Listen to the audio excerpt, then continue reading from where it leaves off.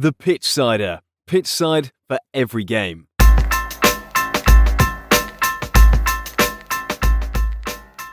Hello and welcome back to the Pitchsider Podcast. Hope you are very well. We have had a break from last week due to us not being very well, but we are back and we are ready to carry on.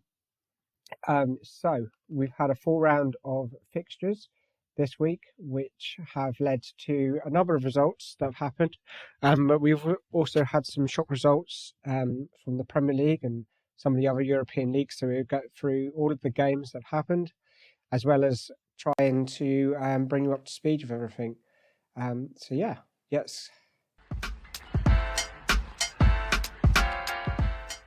get into it, and let's start with talking about the Premier League. So the Premier League this weekend, on Saturday we had Chelsea versus Leicester, which ended 2-1 to Chelsea. Brighton beat Bournemouth 2-1. Arsenal beat Nottingham Forest 3-0. Aston Villa and Crystal Palace drew 2-2. Everton and Brentford was 0-0.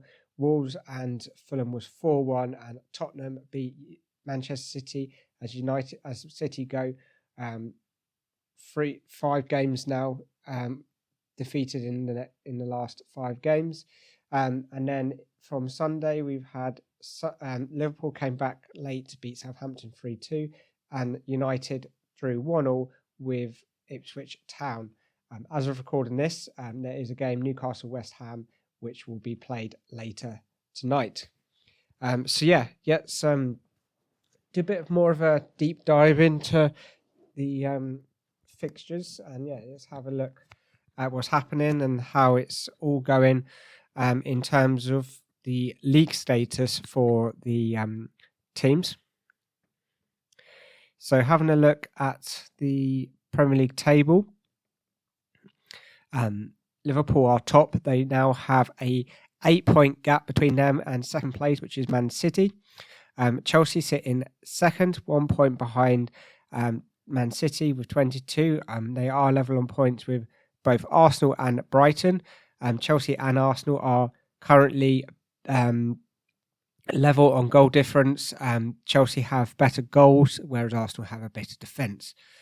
In fifth place is Brighton, followed by Tottenham, who move up to sixth. Forest in seventh, Villa in eighth. These are very close. 9 Tottenham, Forest and Aston Villa all have 19 points. Newcastle, Fulham have 18 points. So they're 4 points off actually third place with Chelsea. Brentford sit in second, 11th. Manchester United sit in 12th. Bournemouth is in 13th, followed by West Ham in 14th, Everton 15th, Leicester in 16th, Wolverhampton in 17th, Ipswich Town, Crystal Palace and Southampton making up the rest of the Premier League fixtures. This is quite exciting. We all sort of bit of change out of after the Premier League. We won't go into too much detail of the games, but Manchester United do have a new manager now with Ruben Amorim coming from Sporting, moving into the Manchester United dugout. They did do well under Roy Vinicius, but they managed to draw against Ipswich, which probably wasn't the best result in his first game, but he's not had long with the squad. And is the squad that talented? I don't think so. It's going to be interesting to see how he can deal with this. Doesn't seem to have an attacking output in that United squad, and whether their defence is actually that great, I don't know. What he does bring to United is a different style of sort of lineups and different style of play, so it might take time for them to bed in. If you have a look at the United, they started with a back three, and then 4 midfielders, or could be a back 5 with 2 midfielders with Bruno, Garnacho and Rashford up front. Rashford did get back on the score sheet in the 1-1 draw. Very interesting to see where he can go with this Manchester United team. Obviously, McKenna was a big was linked to the job as well in the summer, and also after they did sack their previous manager. But yeah, only time will tell to see how well Ruben Amorim will do at United. But yeah, other coaches that are in a real sort of trouble at the moment is, and probably the biggest one is West Ham. West Ham have been scouting new managers throughout the international window, and also there is talk of them getting the sack if they do lose at the weekend. So they got Newcastle tonight, so all eyes will be on Newcastle and their manager, and whether if they do lose, whether this will be the end of him at United, obviously, or at West Ham. Obviously, he only came in during the summer, so it's going to be interesting to see where he can go from here. Who comes in to replace him? Don't know yet. No names. Sort of. There's been rumours, but nothing definitive at the moment. So only time will tell to see how well he does. But yeah, do check out the latest on the Pitchsider. We will always keep you up to date with all the latest news on our social media pages, and there could be a blog post out about this by the time you see this and who potentially could replace him. But yeah, if you want to check out why he's struggling, do check out the article on the Pitchsider currently. So let's have a quick look at the Championship. So the Championship results from the weekend.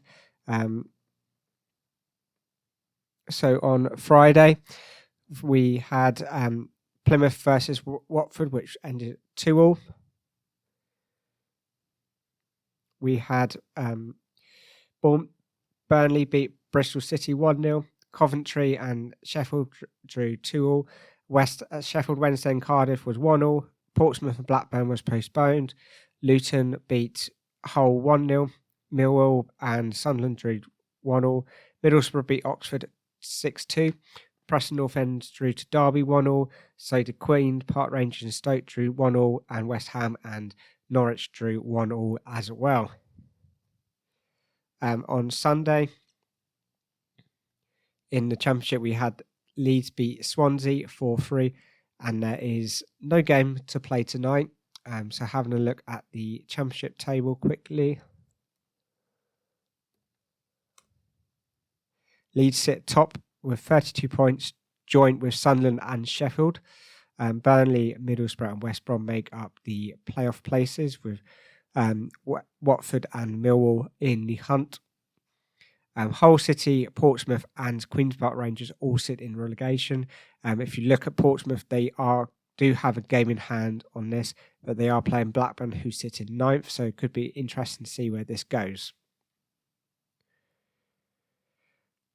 So yeah, that's all of the football from the UK. So let's have a quick look at the football that's happened in Europe. Go through all the scores, go through the tables, and then have a look at the latest news on this as well.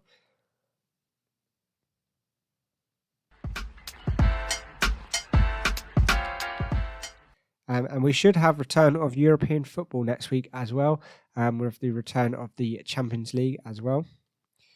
So let's have a look at scores and fixtures. So yeah, let's have a look from Friday. We had, in La Liga, we had Getafe versus Real Vallecano, which ended 2-0. Bayern Munich beat Augsburg 3-0. In Ligue 1, Monaco beat Brest 3-2 and PSG beat Toulouse 3-0. On Saturday, Valencia beat Real Betis 4-2. Atletico Madrid beat Deportivo Alvarez 2-1. Genoa beat Aspola 4-1. Mallorca beat Las Palmas 3-2. Barcelona and Celta Vigo drew 2-2. In the Bundesliga, Bayer Leverkusen beat Werder Bremen 5-2. Borussia Dortmund beat Feyenoord 4-0. Hoffenheim beat RB Leipzig 3-1. Stuttgart beat Bochum 2-1. Wolfsburg and Union Berlin was 1-0. And Frankfurt beat Werder Bremen 1-0. In Serie A, Hellas Verona lost to Inter Milan 5-0. AC Milan and Juventus was 0-0. And Atalanta beat Parma 3-1.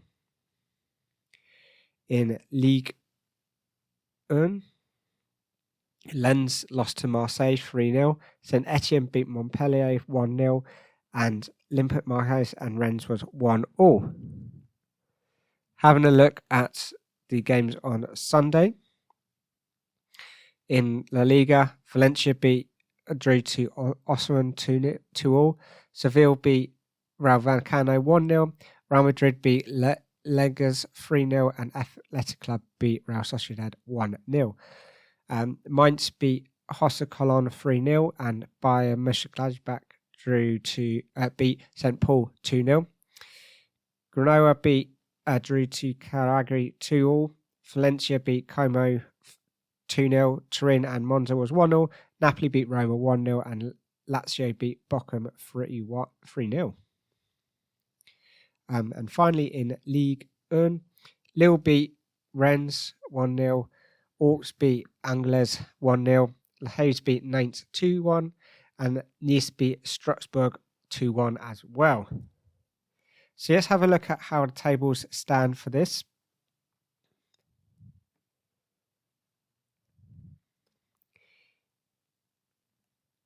In the Liga, Barcelona are top, followed by Real Madrid, Atletico Madrid and Villarreal. In the making up the Champions League spots, Athletic Club and Osasuna sit in 5th and 6th, with Valencia, Assuelo and Rayo Vallecano 18th to 20th in the league.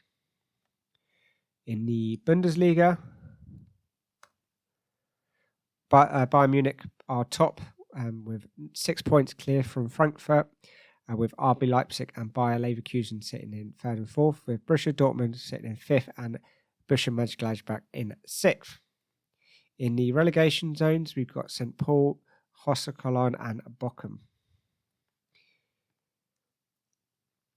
In Serie A, Napoli are currently top with Atalanta, Inter Milan and Fiorentina, with from 1 to 4 with Lazio in 5th. Juventus sit in 6th with Lecce, Monza and Valencia all sitting in the relegation zone. Finally, in Ligue 1,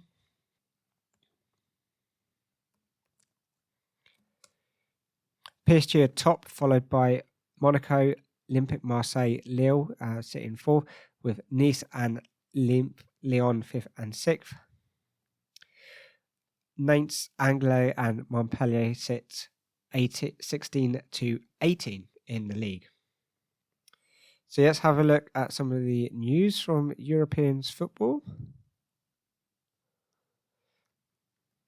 Real Madrid's Vinicius Jr. is out for the Liverpool game.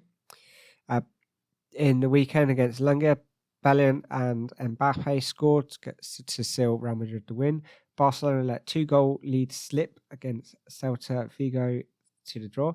Harry Kane got a hat-trick. He is the quickest to 50 goals. Patrick Vieira is named the new head coach of Italian side Granada. Lille are given provisional demotion over League 2 finances.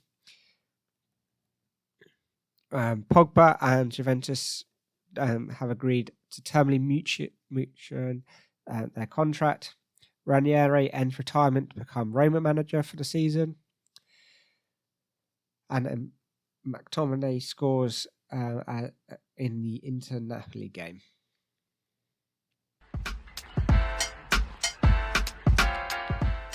So yeah, that wraps up this week's podcast. Hope you've enjoyed it. Do let us know what you think. There is potential that we might do daily podcasts, which are a lot shorter, maybe 3 minutes with all the football that's gone on. And yeah, maybe one longer one a week. Let us know how you feel with that. So yeah, thank you for listening. Hope you really enjoyed. Yeah, we will see you next week. Thank you for listening and goodbye. For all the latest news, transfers and football articles, check out thepitchsider.com. It's the place to be. Contact us on our socials. Instagram and Twitter is @thepitchsider, or via email is thepitchsider@hotmail.com.